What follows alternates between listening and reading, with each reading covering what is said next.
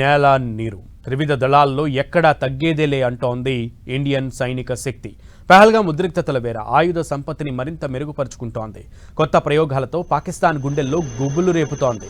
ఇదే క్రమంలో కొత్త క్షిపణిని ప్రయోగించింది డిఆర్డీఓ. నేవీ చేపట్టిన క్షిపణి పరీక్ష విజయవంతమైంది. మల్టీ ఇన్ఫ్లుయెన్స్ గ్రౌండ్ మైన్ను నేవీ విజయవంతంగా ప్రయోగించింది.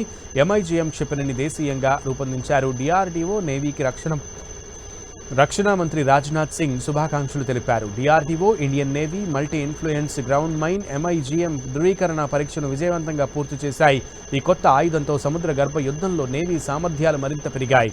ఎంఐజీఎం శుద్ధ అయస్కాంత మరియు పీడన ప్రభావాలను ట్రాక్ చేసే సెన్సార్లను కలిగి ఉంటుంది. ఈ వ్యవస్థ యొక్క బహుముఖ ప్రజ్ఞ దీనిని ఓడలు మరియు జలాంతర్గాములతో సహా వివిధ నావికా వేదికల నుంచి మోహరించడానికి వీలు కల్పిస్తుంది.